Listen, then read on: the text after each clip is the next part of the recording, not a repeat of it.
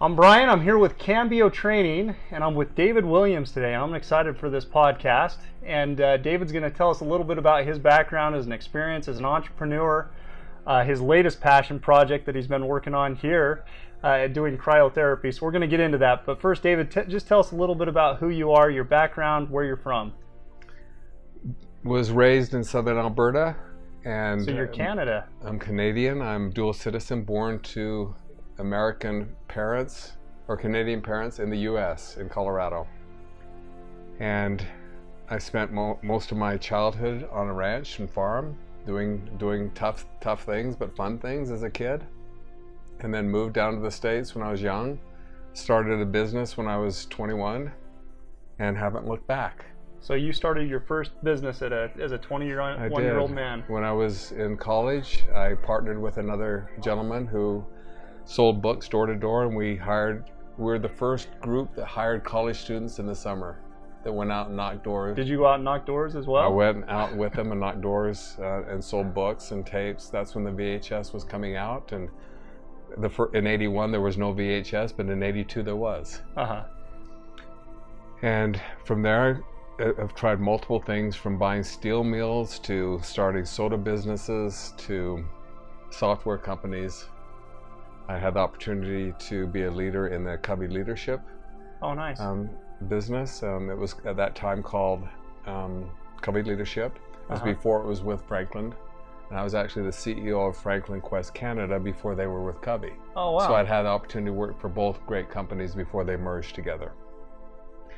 And after that, I ran a software company for nearly 15 years called Fishbowl, which has been very successful, inventory management software company.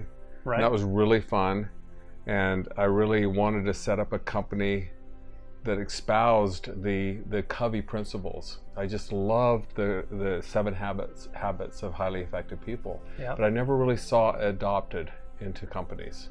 Everyone wanted it, but it's very difficult to take those soft traits and move them into an environment that's managed by numbers. So my book that you asked me what if I wrote a book, and I did, called The 7 Non-Negotiables, was about how I incorporated really the Covey principles into my company called Fishbowl, and that you could truly focus on the soft traits of people: courage, honesty, integrity, respect, and translate that into returns, quarterly returns. Right. And that truly focusing on the individual. Truly, that's my daughter that just walked in, my youngest daughter. Truly focusing on the individuals caused them to realize that the company was sincerely for them, to help them be better individuals. And better individuals, if they know that they can be a better individual in their workplace, their happiness factor goes up. And I think I talked to you the other day we talked about that. I really feel like I'm in the happiness business. I'm in the creating happiness. And if my employees at a software company could be happy when they left, great things occurred. They went home happy, their significant other was happy, they contributed more, they had more energy when they got home, into the community, into the church, in any affiliations that they were a part of. And then they came back to work fulfilled instead of fatigued. So there's an interesting switch that can occur in an environment if you can focus and find that recipe to help that employee feel like they're being fulfilled, right, and that they go home happy. And so, there's a lot we could talk about. We don't have enough time to dive into all those things, but there's just a few things that you can look for in your employee base and in the culture to make sure that it provides that happiness factor. And it's being challenged appropriately, is having opportunities to increase your capacity and increase competencies. It's being around other happy people. And if that occurs, then that culture just kind of takes on its own organic growth, and it grows into this magnificent thing. Doesn't matter what we were doing. It could have been digging ditches. I really truly believe that because of the people and how much they enjoyed being around each other and how they had each other's back, that we could have done anything. We just happened to have software that we're doing. Yeah. And it happened to be killer software. It was produced because these people were wonderful people that became happy and really good at something. Yeah. Most of them have never worked before in any job that I'd hired. All the leaders that are now running the company had never had leadership positions anywhere else. But here they are running a very large company now, a very profitable company, and all because of Fishbowl's environment curated that opportunity for them, allowed them to fail, allowed them to try things, allowed them to be a leader without experience and learn how to be a leader, not a manager, but a leader. And that's because of the culture that was created there. And it was all, my vision was, I want a company to be happy. I've been in other companies that on the outside appear successful, but are very unhappy on the inside. Right. And probably families are like that too. Yep. I think one of the things you said that just stuck with me is, and I even repeated this today, so it stuck with me after a week that we talked, is that you said, if you could ask employees or if you could talk to the employee's spouse and just find out, how's your husband when he comes home from work, or how's your wife when she comes home from work? Are they happy? Yes. That tells you a lot about the work environment that they're in. Huge. And they're pretty honest. Yeah. You know, the good news is most, I don't know, 9 out of 10 times they would say, oh yeah, you know, Steve's so happy when he comes home. He just loves it there. Thank you for having a great company. But then now and again you'd kind of sense a pause, or maybe, you know, Steve isn't happy now. Right. So those were great acid tests for me to have to sense the pulse of what's really happening in the culture. Because, you know, you can walk around, people can put on a good show, but, you know, if you go and listen down the halls of a company, if you hear good, healthy laughter, people would come in, they go, I feel something different here. And then there was interesting, often people would say, wow, you allow a lot of fun to happen here, kind of like in a questioning way. Yeah. I go, you know what? If I stop hearing happiness and laughter, that's when I'm really in trouble. Something's wrong. Something's wrong. Something's up. If it's just stale and you don't hear anything going on, which I go into other companies, I don't hear anything going on. It's not alive. Yeah. They're just going about their business most of the time just to do what they need to do to get through the day. Right. And then they go home tired. So I just don't want any of that. And so now this new business not only allows for that me to take that culture and put it into this new environment called Restore Cryotherapy, but it's also the actual product itself is producing happiness and well-being. Yeah. And I can tell that just from walking in here. So we'll talk some more about that. Tell me a little bit, with going back to Fishbowl, you sold the company, correct? No, it's not sold. Oh, it's not sold. No, okay. Just retired. Just retired. Yeah. Well, I know that the company's very successful, obviously, because we use it at my business that I'm at Solcius. And we use it for our management of our warehouses and our construction crews. And I don't know how many different types of companies Fishbowl works with, but it's perfect for our business and what we do in solar energy. Yeah, it works for, we designed it to be a vanilla inventory management software. So virtually anybody that has stuff like you that needs to be managed. Solar panels and widgets and gadgets. It works. Perfect. Well, thank you for creating it, because it's made a difference for our business. Good. So Well, you have made a difference for sure. Talk to me a little bit about writing your first book, what that was like, and becoming an author. And that experience. I had been writing for Forbes for a while, and I had a couple of book publishers approach me to write a book, and I was thinking that would be really easy because I just pump out these articles quickly. And so I said yes. And they made it sound so easy. Here's your editorial team. You go write. You just start writing. You send it to us. We work with you, and it's no big deal. And I come back, and I sit down. I actually leave and go to Park City and say I need to just kind of have a nice place where it won't be interrupted. And I'm gonna spend this weekend, write the preface and the chapter headings out, and I'm gonna pump it out. I sat there and didn't get one page done. I was stuck. I didn't. Well, not so much writers. I just didn't know what to do. I mean, you go from a an article of 1,000 pages, two pages worth, you're completing an entire thought process. Really easy to kind of put that in your head and go, I just need to fill in the words. But to do a book, I thought, I realized the magnitude of what I bit off when I sat up there by myself.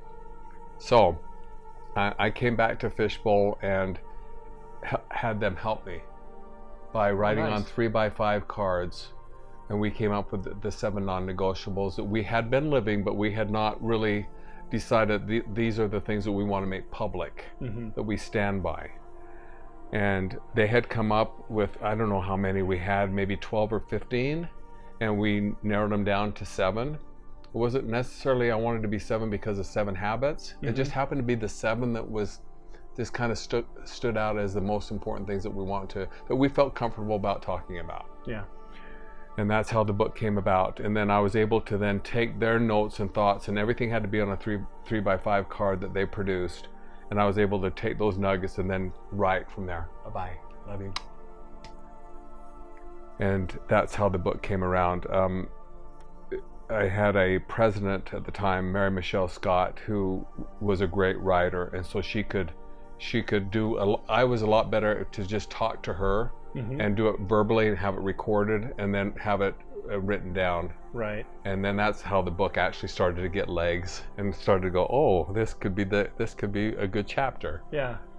And that's how the book came together. And it was interesting because there was really no help from the publisher. They really wanted me to do all the work, and when it got to the point of rough draft, of mostly when I'm done, is to send it to them and then they clean it up from there. So I sent them like 220 pages, 230 pages, and they sent back 170 worth of pages. They took out like 60.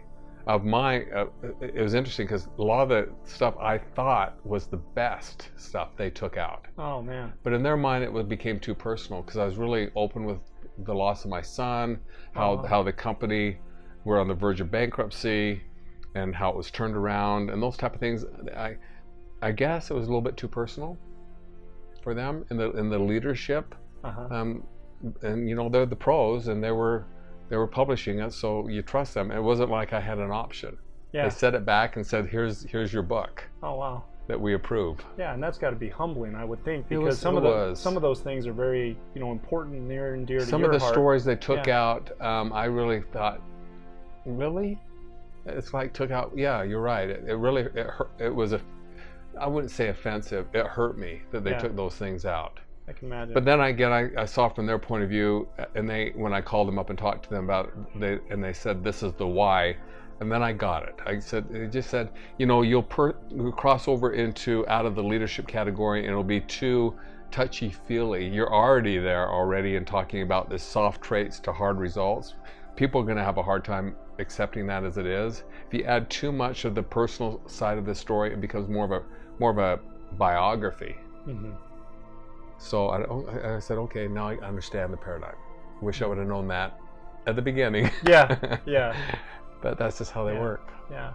Well, I think it's very apparent that you're a gentleman who comes from your heart, you lead from your heart, you manage from your heart, and so it makes sense that you would write from your heart as well. Yeah. So that's awesome. All right, so now let's talk a little bit about your current business, because this is exciting. So talk about Restore Cryotherapy and what it is that you do here. Restore Cryotherapy is, we created a word. It's not anywhere out there. We created our own industry, and it's called hyper wellness. And as Brody and I, my partner and I, spoke about what we want to do and how we want to brand this is part of a franchise to begin with. Okay. We have 8 states of a franchise, and they're out of Austin. Phenomenal people. They've been in business and have 15 stores, so they have a playbook. Okay. I had never worked in a franchise nor in retail, so this is all brand new to me. Mine's all been other types of businesses. At first I thought, really? I've never had a partner. I've never needed a franchisor before. Is it worth it? I've heard all these horror stories about franchisees and how they talk about the franchisors. I've heard nothing but negative stuff. So I went down with Brody and met with them last November. Oh, so this is very recent. Oh yeah, Brody and I we didn't form our company till October. We've done this from October to March. We opened up our first store. We've been on running as fast as we can. But the reason why, Brian, we've run so fast is because I saw the value proposition, not only in terms of timing, but the modalities, the acceptance of it in the marketplace. This cryotherapy has been in Japan for 50 years, moved to UK about 10 years ago, came to the US about 4 years ago. So we're not bleeding edge. We're not like breaking through with our machetes into the jungle. Sure. But it's pretty tough sledding still, but we're not on the bleeding edge. We're more the cutting edge. I just feel like there's enough out there now. The LeBrons are talking about it. Right. You know, you talk to who's a big motivational guy that's been around for years that walks on the coals. Tony Robbins. Tony Robbins. We quoted. We have a little segment. Somebody asked him, "What's the thing that is the hottest thing in your life right now? The coolest thing?" He says, "Cryotherapy." He asked LeBron, "How do That's you some maintain?" pretty good, promotion and endorsement right there. Yeah, great ambassador. And Yeah. you ask, LeBron just said a couple of weeks ago on ESPN, if he didn't do a cryotherapy and hyperbaric chamber every day, he would never be able to perform at his level. He's still peaking. Yeah. And he says, "This is how I do it. This is the only way I can do it with my body." And Brady has all of these modalities in his home too. So you start looking around at these people who have money and need to perform. These are the modalities they've been using for a long time. So we wanted to bring these modalities to the mainstream person that can afford it. And you can't, the hospital right now, hyperbaric chamber session is around $1,500 using your insurance. You may have a copay of $100 or $50 or $200, but our hyperbaric is $50. It's the same thing. Or you go to a cryotherapy shop, you may pay anywhere from $50 to $200 for one session. And our membership, you can get 2 for $89 a month. Oh, wow. So we just, we wanted to get So hold a on. model. So $89 a month gives you 2 full body cryos, or 2 of any of the other modalities that you choose. Like this woman in the hyperbaric chamber right now, she wanted to do just hyperbaric. She's read a lot about it. She knows the value proposition for her of hyperbaric. She's yet to test the other ones. She will in time, most likely. Yeah, I'm guessing. So my drive is, Brian, this is the first business I've ever seen that 100% of the people that walk in leave feeling better to some degree. Some extremely. And it's an extreme experience to them. For example, a lady last week came in every day for 5 days who has adult acne. She's 36. She's tried everything, every pill imaginable to get rid of it. She's never not had acne. In 1 week, it's almost gone. Doing the local facial cryos. It brings tears to my eyes. Yeah. To see what that does to a person. To a woman who now comes in and you can just see it in her step. Right. She has a different self-esteem and self-worth and not trying to hide behind this stuff. You change somebody's life. It's life-changing. So it's going to do that to every person that walks in here to some degree. They get an IV drip, they're going to feel wonderful because they're hydrated for the first time, maybe ever.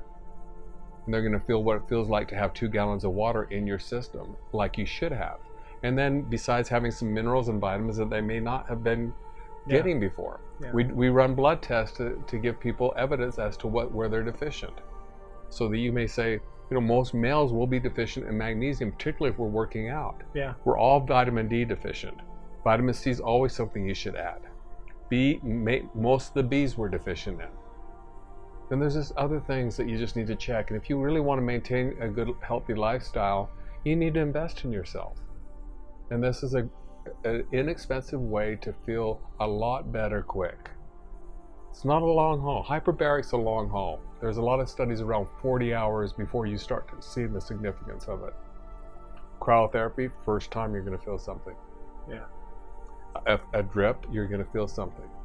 The compression, I go skiing, I put those on for 30 Yeah. minutes, I stand back up, or after a heavy leg day at the gym, you put those on for 30 minutes, you get up and you go, I have new legs. And it's not the soreness is gone. It's gone. It's pushed all the blood that has any toxins or any lactic acid in your muscles. It's pressed them out. It just presses it right out of your system. And you stand up and you go, it's almost, really? Is it that good? Because the first time I did, I go, and then I was wondering, how long will it last? Will I be stiff in like an hour? Will this pass? No, it was gone. Wow. It eliminated it. I could have run. I could have gone back to the gym and done another leg day. Or I could have gone back up to the hill and skied for another 4 or 5 hours. Yeah. So I just love the fact that no matter who you are, what age you are, what gender you are, what lifestyle you live, this is going to help you to some degree. Yeah. That you're investing into your body, you would even be more fascinated by what it does to you physiologically, anatomically. Yeah. The infrared sauna, for example, I didn't know much about it, but just the fact that it heats you on the inside out and pushes the toxins out of your system, what a great cleanse. And what a sense of well-being to have toxins pushed out of your skin. It's more of a sense of relaxation and wellness, a feeling that infrared sauna brings, versus the cryo kind of amps you up because it's releasing the norepinephrine into your system, and you feel the adrenaline hit. Yeah. And it lasts. Yeah. Well, if so sorry to keep going on. No, it's great. It's great, and I've got a lot of questions still about it.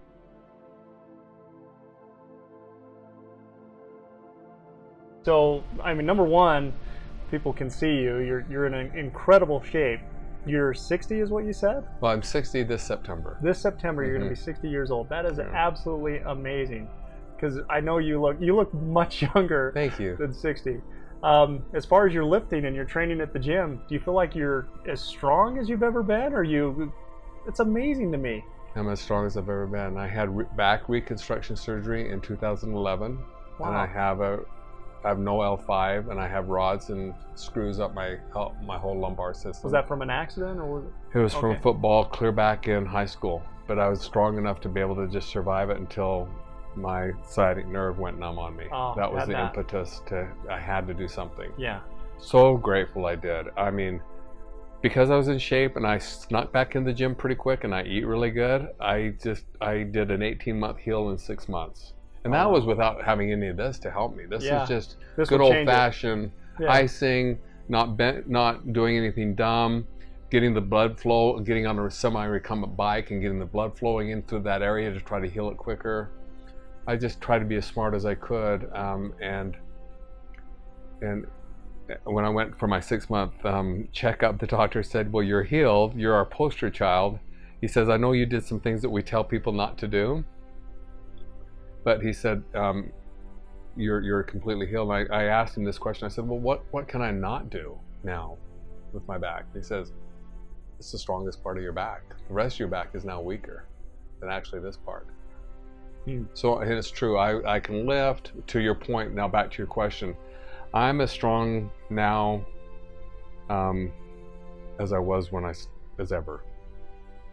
From bench to anything I want to do. What's been the secret for you as you get older to continue to be in shape? I mean, right now I'm 39, so I'm not there, but I'm gonna get there. I started lifting when I was 40. That's incredible to me. When I went to the gym. That's incredible to me. See, I've been lifting. I played college football, so I've been lifting since my teenage years, and I blew out my knee and so I've had some injuries in that too. But what's been your biggest secret to keep going the way that you have? What do you eat? It's the nutrition, and the older you get, the more the nutrition matters. I don't know percentage-wise. When people ask me this question, I typically go, maybe gym and cardio and lifting is 20 to 25% of it. Okay. And the rest is nutrition and lifestyle. And like, talk a little bit about your nutrition. What kind of things do you eat? I'm pretty boring eater. I just make sure I get my proteins either through eating or drinking. And I'm very low on the simple carbs. If I eat simple carbs, they're in the morning or lunch. My last complex carb will be probably at 3 or 4 o'clock, and I do no carbs at night. And having no carbs at night has been probably the biggest secret as far as keeping lean. Okay. because what that does to you when you don't have carbs at night and you go for several hours, you lower your blood sugar and allows your body to switch when you go into sleep from burning lean mass to recover to burning fat to recover. Now, it's not that I still eat, I just don't eat any carbs. So I'm eating a protein shake right before I go to bed. Mm-hmm. So that fuels me. Do you do the casein or I do the casein because of the slower breakdown. So that's, 10 or 11 o'clock at night, I'll have that drink and that will last me through most of the night. Mm-hmm. And as soon as I wake up, I have a protein shake because we're becoming catabolic, as you know, at that point. Yeah. So to eliminate from that happening into losing our lean mass, which goes away really quick as you age, the only way to maintain it is to feed it. And the only way to keep off fat is to know how to manage your blood sugar, and that's through the carbs. So if you were to try that, you would even look that brown fat, the stuff that's hard around our backs and inside legs and stuff that just never seem to go away. Right. That will eliminate it. Okay. I've been surprised with the cryo machine. I was pretty lean, but I've lost 3% in 1 week, body fat. Whoa. Gone from 12 to 9 in 1 week. And I saw there was a gal in here earlier that was just talking about the weight that she's lost. And she's lost weight.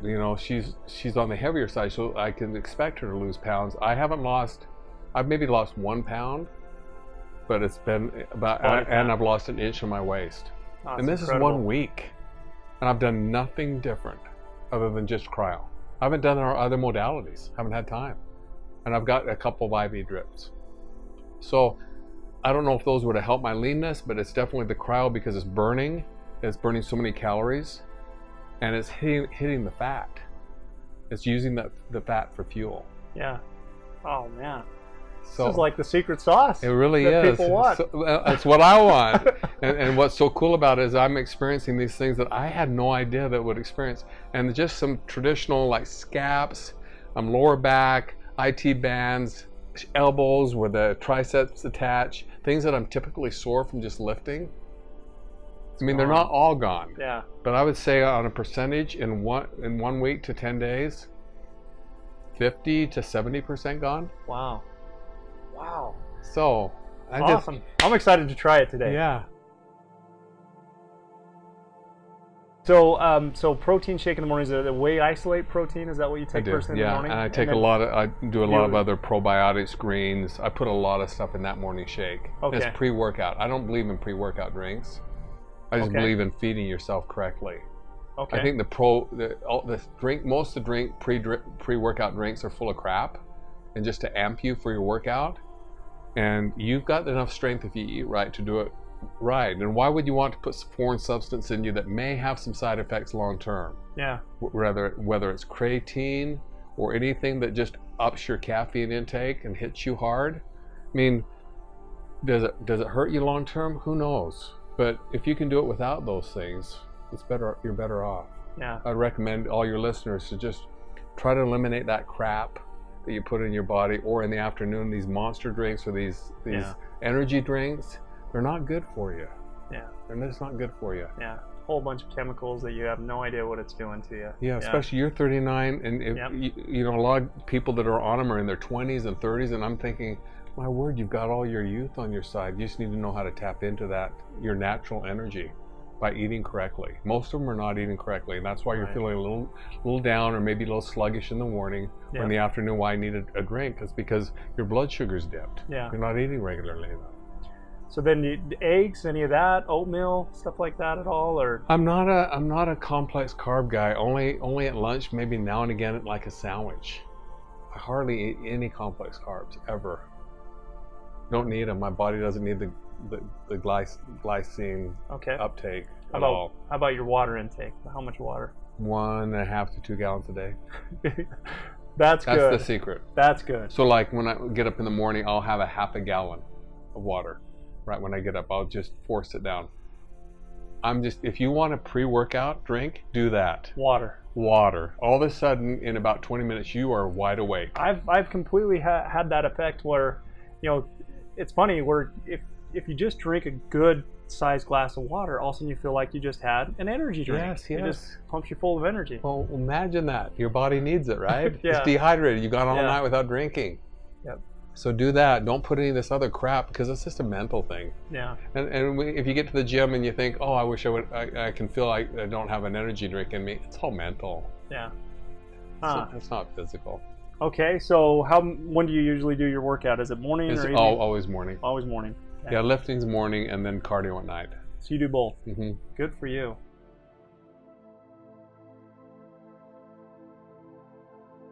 And then now let's get back into this business that you're obviously so passionate about. What are all the different modalities that you have here? We have local cryos, so there's reasons to localize the cold effect and to vasoconstrict an area if you've got a hurt knee. Yeah. A lady was in here this morning, broke her toe yesterday at the gym.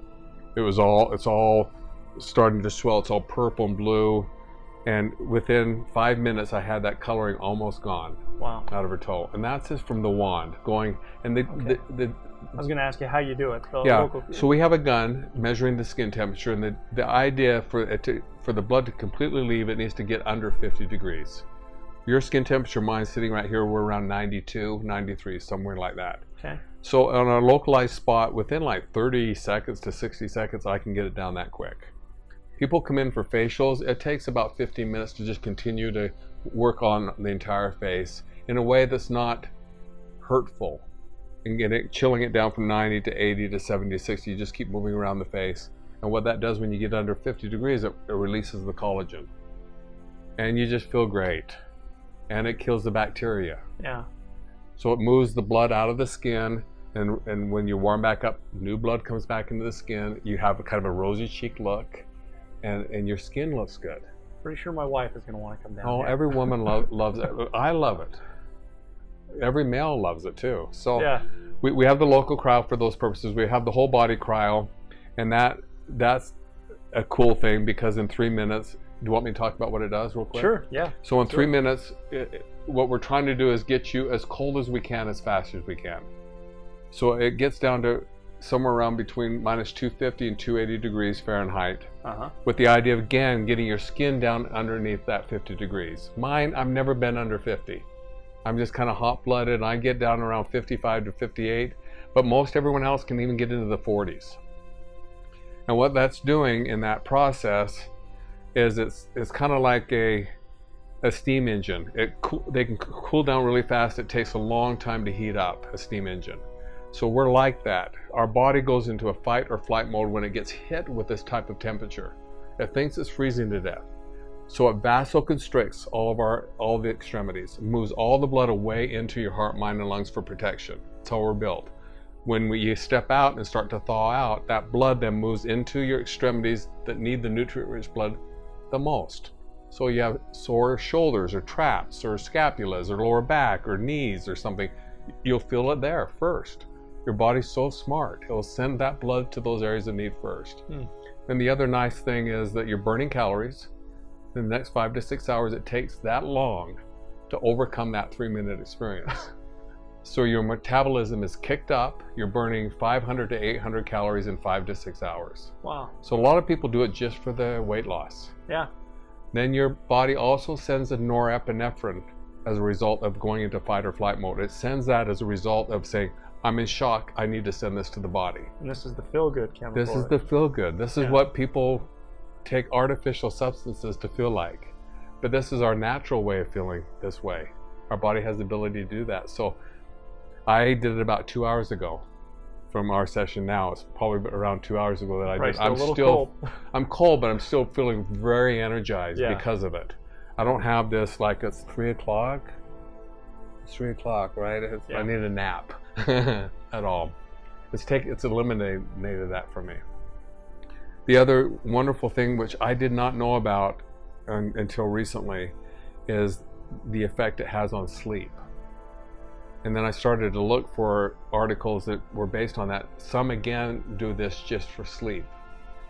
Because what's happening when you've gone into a fight or flight mode, the next place of safety that you will have in this day is your bed. And your subconscious is telling you, you can now relax. You're out of this thing that you went through. And it's very interesting. You'll kick into rapid eye movement quicker and longer than you've probably experienced in a long time. Without any sleep aids. Without any sleep aids. So for the first time in my probably last 15 years, twice, it's only happened twice, 2 nights I've slept from probably 11 or 11:30 till 6:30 or 7 without waking up. So deep in sleep that I don't know how I don't get up to go to the bathroom, which I've had to do for a long time. But I don't. I wake up, and in fact, I'm so deep in sleep, Brian, that I'm a little disoriented. When the alarm goes off, I go, just for that first few seconds, I forget where I'm at, because I'm so gone into sleep. Yeah. But feels so great to have that kind of sleep. Yeah. I forgot what it's like to have a full night, deep sleep. Yeah. Without medication. Yeah. Well, it's funny you said without having to get up and go to the bathroom, because that's something I have to do all the time, because I'm always drinking water before I go to bed. Yeah. Huh. Interesting. You maybe trim that down just slightly from maybe 8 on. Is just lower your water intake so you don't have to get up that 1 or 2 times. Got it. So cryotherapy, local cryotherapy. Then we have the infrared sauna is really the antithesis of the cold therapy. It's the hot therapy. So it's like the old, going back to hot cold, hot cold, hot cold, cold hot. So the infrared sauna is light therapy. So we use different lights in there, and you can choose different lights affect people differently. So you can go through the list of lights and start to say, well, I like red, or maybe I like yellow, and then you'll start to decide which light you like. But the great effect it has is it heats your core. It heats from the inside out, so it pushes everything out. So it's a detoxifier, and it's pushing inflammation out at the same time too. So it's as effective, if not more effective, to some people than cryotherapy is. It's also another metabolizer burner. But you won't, instead of getting kicked up in norepinephrine, you'll be much more chilled down and relaxed from that experience. So those two in combination is a great combination. Infrared, cryo. Yeah. And even jump back into the infrared. And then we have hyperbaric or oxygen therapy. And that's probably got the most science behind it of all of our modalities here. From healing wounds to concussions, MS, fibromyalgia, anything that oxygen can come in through the skin and help cure or kill is a beautiful experience. So that, I had a son that passed away 10 years ago. We bought a hyperbaric chamber for him because he had no other way of getting oxygen into his contaminated body. It was full of cancer. And that was a helpful mode. It's also what IV therapy is what kept him alive, because he had gastric cancer. He couldn't swallow. All this was dead from his throat down into his stomach, was all gone, was dead. And so the only way to give him any food and to kill the cancer was through IV. So he had PICC lines going around the clock. But I saw firsthand how Western medicine gave him 2 weeks. He lived 6 more months. And it was through IV and hyperbaric treatment. So I was exposed to this now a little over 10 years ago, and saw people getting healed and cured. In fact, his cancer was getting healed, but he couldn't battle the rest of the infections that he had along the way. So it's actually what took him was his blood poisoning. Okay. Sorry to hear that. Yeah. And you have IV here. This is the IV, and you're putting in water, nutrients, minerals, It's vitamins. just like you get in the hospital, but instead of just getting a saline bag, we actually have all sorts of cocktails based on what you wanted. For you may want the Workout Warrior. There's one that's off the record called Superman, and it would have glutathione, your vitamin B's in it, some amino acids.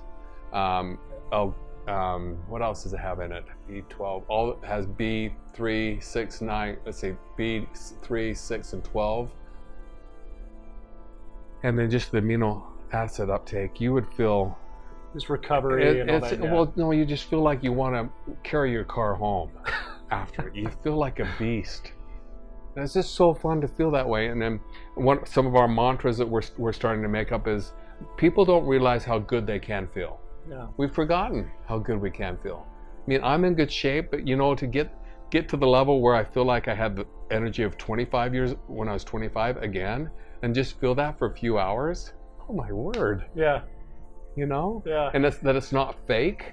It's actually what our body needed, so our body reacted in that positive way. Yeah. How cool is that? Oh, that's awesome. Yeah. No foreign chemicals. No, we can get people off of their ibuprofen. It's all clean and natural. Yeah, imagine how many people are on ibuprofen and just that's a daily regimen for them. If we can help them get off that, they don't have no idea what it's doing to their liver and their organs. Yeah. By dosing on that all the time. I was doing it for a long, long time. Not till now. Just to get rid Years of pain. ago, I was always sore. So I just thought, why not take ibuprofen to help? So I was doing that just like vitamins. Two or three or four times a day. It's so hard on your kidneys. So hard. Yeah. So we can help people get off those. The opioid epidemic. Yeah. We can help people get off that. People have concussions. The hyperbaric chamber is marvelous. We have a young man in here that's a motorcycle racer, professional, and he's had 9 known concussions. Wow. And he's maybe done in the first 10 days. He's been in here every day, so he may be up to about 15 hours. The studies show that for some reason the body, once it hits 40 hours, it hits a point where you've done as much as you can to heal the body. It's absorbed as much as it can in that 40-hour period, and then to maintain that, you only do it once a week. So it's really interesting, the science behind it, and I still wish I knew more about that 40-hour magical thing. I don't know enough to even talk to you about it now. I'm still learning what all that means, but I just know it works. Again, like what we talked about when we first started, is you're really in the business of helping people uptick their happiness. Yes. In all levels. They feel better, they look better, they sleep better. I mean, everything about it is. Yeah. So they're happier. They're happier. Yes, they're happier. So,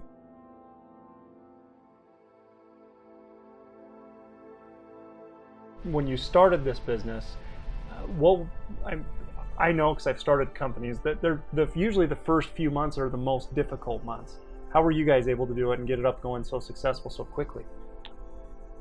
Well, again, it's a franchise, so they had a great playbook. Okay. So we didn't have to try to figure out where do we get the machines, how do we lay it out. We could look at a lot of the other stores and say, if we had a little more glass, if we had a little bit more of a throughput, a little more open space. So we kind of took the 15 existing stores and tried to take the best of what we could into this store. So we really feel like 15 existing stores around the country. Austin, Florida, New York, mostly East Coast. Did you visit most every one of them? No, no, but seen pictures of most every one of them. The first one is in Austin. The 2 owners of the franchise are in Austin. Met both of them. Stayed at their homes. Incredible human beings. They're the type of man I'd want to be in business with anyway, which made it easy for me to not think, do I need a franchise or not? It was like, oh yeah, so worth it to be with guys that have already figured it out. So to your point, it's taken out a lot of the startup mysteries that you typically have to go through to see, is this going to work? Well, why isn't this working? And we need to get rid of that, and we need to replace it with this, and we need different type of software because this really isn't working. Yeah. So a lot of that has been figured out for us in advance. We've already done things that the others have not, in terms of branding and PR, and gotten permission by the franchisor to try. We feel like we can be their flagship and want to be. We've got the drive to be, and we want to build out 50 stores, which I don't think anyone else has that type of appetite.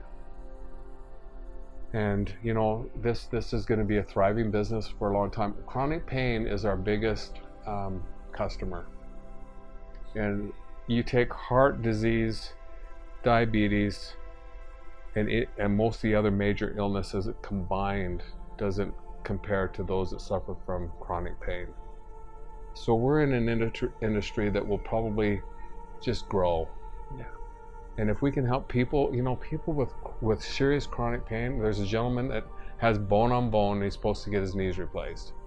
But he's just got a little bit of fear around the whole thing. So he's been coming in here most every day, maybe every other day. This first cryo session, he walked out and goes, I don't know if it's just in my head, but my knees feel a lot better right now. So he came back the next day and he said, my knees still feel good. And here's a man that is already set a schedule to get his knees replaced. Yeah. And he's saying, if I can even get another couple of years out of these knees, I would love it. So there's just, everyone has some type of pain or inflammation. We all deal with inflammation. Inflammation is the big killer. it starts the disease. Inflammation starts before the disease starts. So if we can hit it early on, we can avoid serious diseases in people as well. Yeah. If people are already there and have chronic pain, we can help alleviate that pain.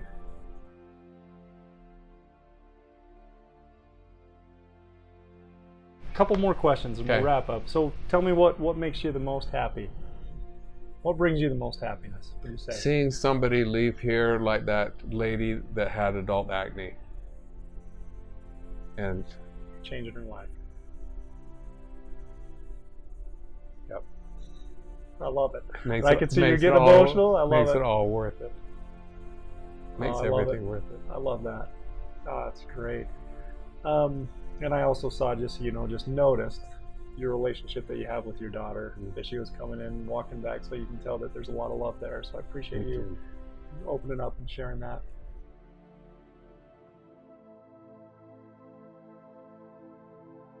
Okay, any advice that you'd give an entrepreneur starting a new business? The greatest advice I could probably give would be to love your people. And, you know, not all will work out, but the ones that you choose, usually birds of a feather do flock together, so you're attracting mostly people that are attracted to you. So make sure that you're walking your talk. If you really want to be this way, whatever this way is for you, make sure you're walking that way. And then attract those type of people to you, and then make sure you treat them like family. And they'll jump through hoops for you. They'll go to the moon and back for you. If they know that they're supported and loved, that's what we all want. Yeah. We'll do anything for that. Awesome.